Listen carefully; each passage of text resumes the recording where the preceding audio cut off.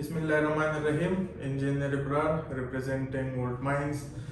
Stock के मुंग सरा the SunSaviour 48 volt 100 ampere और lithium ion batteries today are available the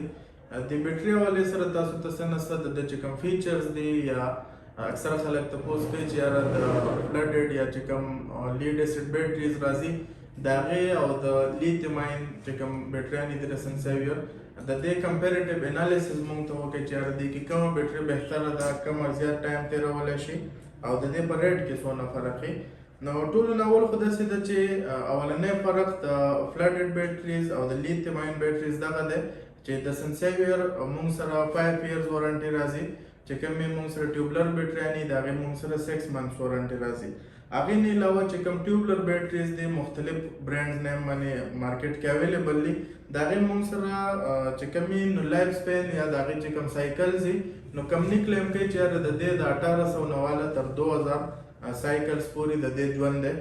اکثر زموږ کسټمرز په دې هم نه پوهېږي چې یاره یو سایکل څومره نو یو سایکل مینس چې ستاسو بیټري 100% چارج شي او بیا هم د هغه زیرو ته بیرته راکوشي ډیپ ډسچارج شي او پرې هغه تشه شي نو موږ سره یو سایکل کنزیوم شي. نو زموږ سره د فلډډ بیټریز کمپني کلیم کوي چې یاره د دې د 1500 نه د 2000 پورې سایکلز دا د دې ژوند دی. په بل لاس چې کوم د SunSaviour لیتیم بیټري موږ سره پرته ده د دې ژوند چې دی نو د 50,000 نه واله د 6000 سایکله پورې دی. مثلا 5000 بیرې دا تاسو 100% چارج کولی شئ او بیا واپس دا ډسچارج کولی شئ او دغه ټایم کې که زموږ په ډیلی بیسز یو سایکل کنزیوم کېږي لیټ سې نو دغه بیټري موږ له 15-16 سال چې دی نو هغه موږ له ټایم وړی.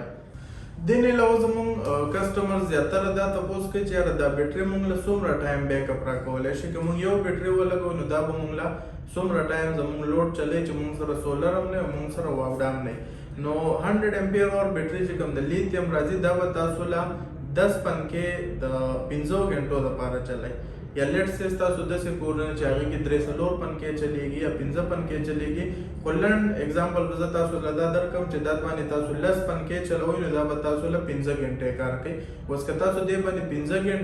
15 پنکې چلوئ نو دا به تاسو له 10 غنټې چې دی نو دا بیټري بیک اپ درکوي. نو یو ښه انویسټمنټ دی د لیتیم آین بیټریز کې وذ ریسپیکټ ټو چې کوم فلډډ بیټریانې راځي یا چې کوم ډرای جیل بیټریانې راځي نو د هغې په ځای پلس پوینټ یو په دې کې دا هم دی چې دا مینټیننس فری دي. لیتیم هغه ټیکنالوژي ده چې کوم زموږ د هایبریډ ګاډو کې کمې بیټریانې راځي یا چې کوم زموږ په موبایل فون یا لیپټاپس کې کمې بیټریانې راځي نو دا مینټیننس فری. تاسو به چېرته کتلی نه چې څوک به د موبایل بیټري ته یا مثلا مینټیننس کوي په ډیلی بیسس دا مونږ چارج تردو شپې ټایم کې دا چارج شي سبا یې مونږ راواخلو ماښامه پورې هغه مونږ یوز کوو بلا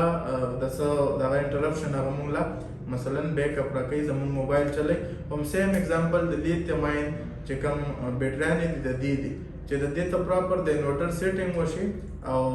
په ښه طریقې سره چې کوم د دې د لوډ سپیسیفیکیشن دي چې څونه لوډ په دې چلول پکار دي هغه هر څه مطابق ستاسو سیسټم ډیزاین شوی تاسو لیتیم آین بیټري ولګوئ نو بالکل ټیک ټاک به تاسو د 15-16 سال پورې د بیټري د چارجز یا د دې د فردر ری انویسټمنټ یا د مینټیننس د دې نه به تاسو خلاص یې. نو که چېرې تاسو ته پکار وي